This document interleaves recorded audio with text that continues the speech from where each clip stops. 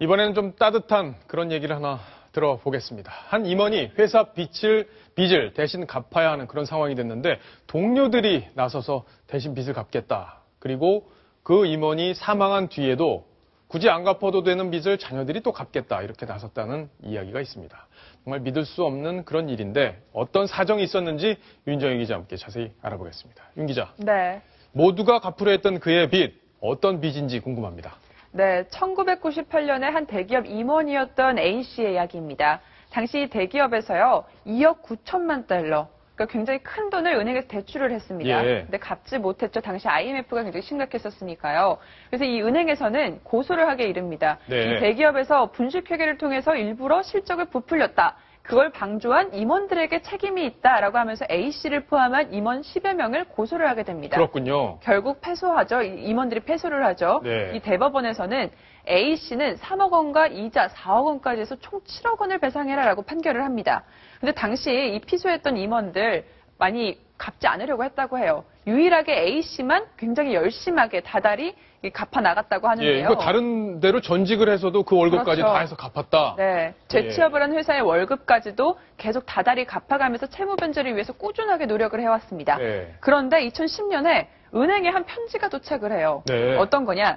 A씨의 직장 동료들과 후배들이 빚을 대신 우리가 갚고 싶다. 그래서 예. 돈을 십시일반으로 모았다라고 하면서 4천만 원이 들어있는 통장 사본을 하나 보내옵니다. 그러면서 나머지 빚을 좀 면제해줄 수 있겠냐라고 하죠. 하지만 은행에서는 이 빚은 본인이 갚는 게 원칙이다라고 하면서 거절을 했다고 해요. 그렇군요. 이 동료들 입장에서는 A씨가 경제적 능력이 없고 맞습니다. 또 인격적으로 아주 훌륭한 분이고 실제 네. 이런데 분식회계를 하는데 가담한 적도 없고 그렇죠. 그러니까 참 안타깝다. 그러니까 우리가 대신 갚겠다. 네. 그랬다는 거죠. 그렇죠. 70대였고 당시 재산도 많이 남아있지 않고 많이 예. 힘든 상황이었고 얘기를 하면서요. 얼마나 또 좋은 직장 선배였고 얼마나 좋은 인품을 가지고 있는 사람인지를 설명을 했다고 합니다. 예. 하지만 은행에선 거절했죠. 그리고 시간이 조금 더 흘러서 2013년이 됩니다. 네. 그때는 딸이 찾아옵니다. 딸이요. 네, 딸이 찾아오면서 결국 A씨가 사망을 했다라고 알리죠. 하지만 이 빚은 보통 상속 안 받으면은 갚을 필요가 없잖아요. 그러게요. 하지만 딸은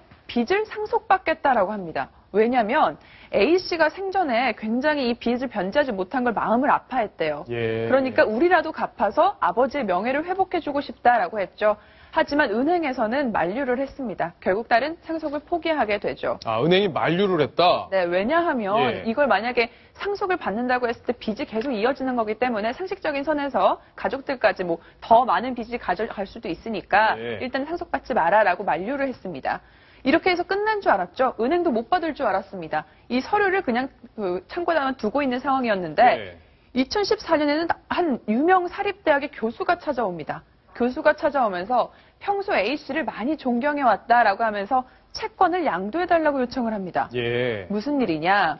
알고 보니까요. 이 B씨가 A씨를 평소에 굉장히 존경을 했대요. 그러니까 이 채권을 양도받아서 그 서류를 영정 위에다 올려놓고 싶다. 이렇게 빚 문제가 다 청산이 됐다. 네, 그거를 이제 좀 사망 후에라도 좀 예. 마음을 푸시라라는 의미에서 올려놓고 싶다라고 요청을 했는데요.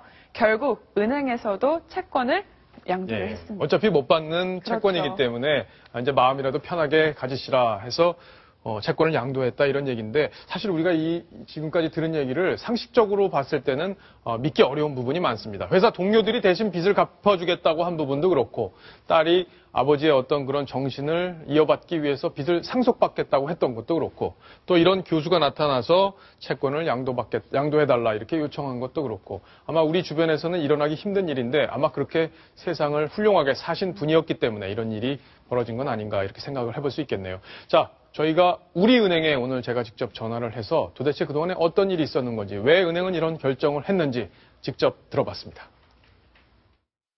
가족들이 그 상속을 받겠다고 네. 하는 그 과정을 네. 보면은 되게 좀 이례적인 일이 아니었나요? 예, 아무래도 그렇죠. 네, 대부분 뭐 채권만 있는 재산에 대해서는 보통 상속을 포기를 하시는데, 이제 뭐 그렇게 해서라도 좀 변제를 좀 하고 싶다라는 의사를 비추시는 거는 좀 이례적인 부분이었죠. 근데 그분들은 왜 그렇게 그 빚을 상속 받으려고 하신 건가요?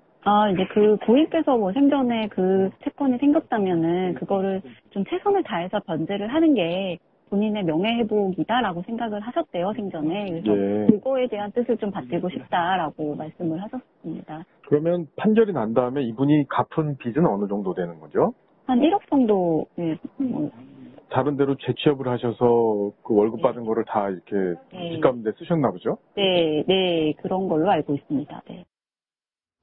네, 은행에서 아주 친절하게 설명을 했는데 유해 교수님, 네. 이런 경우가 흔히 발생하는 경우는 아니죠? 처음 봅니다. 처음이요? 네, 정말로 저도 법을 하지만 이런 경우는 다 상속 포기하거든요. 네. 근데 처음 보는데요. 사랑이죠. 고인의 명예를 돌아가셨지만 세워드리고 싶은 사랑에서 나온 것 같습니다. 예. 정말 따뜻한 이야기입니다. 네, 사랑에서 나온 이야기 저희가 정리를 해드렸습니다.